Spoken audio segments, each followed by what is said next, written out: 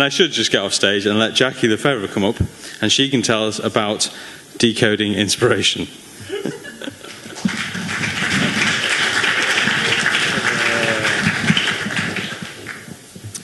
So when I was 21, I did something that completely mystified most of the people that I knew. I volunteered to go and live in a mud brick hut with a corrugate tin roof on the banks of a tropical river in part of Africa that was affectionately known as White Man's Grave. There were so many diseases. I was inspired. Now, what if we could decode inspiration? What if Michael was suggesting there was an opportunity to actually consciously influence how we live our life and what comes of our life? Might we never be lost for inspiration again? Let's play hands up. Hands up if you've ever been, very good, he can have a medal. Hands up if you've ever been inspired by someone. Fantastic. Hands up if you've ever been inspired by something. Hands up if you've ever been inspired by Ignite.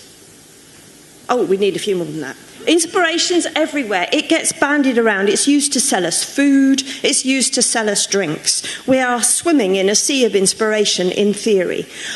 The problem is, not all of it works. There's inspiration in the arts. We have inspiring music, inspiring musicians. We see inspiring stage shows. We go to see theatre, and it reaches into our very soul, and we feel it very deeply. We also encounter inspiration in other walks of life. In education, it's absolutely key. Lifting people beyond the here and now and encouraging them to think that something else is possible is central to most really effective and impactful education. We also see it in work. So whether it's you want an inspiring workplace or you want to be an inspiring leader, we're all encouraged to be more inspirational. It's much easier to do if you know what it's made up of. Now, there's a couple of guys in the States who've been looking at this. They are inspirationally Todd Thrash and Andrew Elliott. It can only happen in the States. Inspiration gets us up, whether it's protesting for social justice or just joining in with friends in something that makes us feel good. And they have been able to work out that there's a recipe. The recipe, though, is slightly different for different people. For some people, it'll be an experience of the natural world. This is Mount Aspiring National Park in New Zealand, where my husband, even though everybody told him it wasn't possible, managed to see a New Zealand falcon, which is very endangered. It might be sticks, big sticks, little sticks, thick sticks, thin sticks. There's over 2,000 sticks in that shop. Somebody's very inspired by sticks. It might be stones, buildings, monuments, craftsmanship. Whatever it is, it'll be special to you, but this is the recipe. Inspiration is made up of transcendence, evocation, and approach motivation. So let's explain a little bit more about what those actually are. Now, transcendence is something that takes you beyond the here and now. It introduces into your mind the idea that a different alternative future is possible, that it doesn't have to be like this. It can be like something else. And that vision is very, very compelling. It's something you want to make happen. You want to make it happen because it's evocative.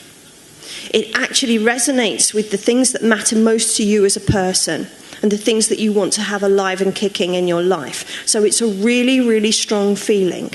Most inspirational speakers stop at that point. They lift you up, they get you feeling something, but they don't tell you what to do. And this is the key. Approach motivation is going on and doing something. Something different, something more, something fresh. And the magic is in the fit. If you can work out, like Michael was suggesting, if you can get conscious of what is transcendent for you, what is the new future you want for yourself, what is it that really makes your heart sing, what is it that makes you feel that, then you're more likely to want to get on and do it. We need to resist the negative, though. There is that much bad news about, and our brain is not clever. It doesn't realise that the bad news does not mean that we are personally under threat. And when we expose ourselves to bad news, we produce a lot of cortisol, and it shuts down our prefrontal cortex. We literally can't function anymore. So we need to know what makes us tick. We need to know the positive side of what makes us tick, what pulls us forward and makes us want to do things differently. So think about those times when for you it was cooking on gas, it felt effortless. The thing you were involved in was so consuming that Time stood still. You didn't need to eat or drink. There was only the moment. That's your point of flow.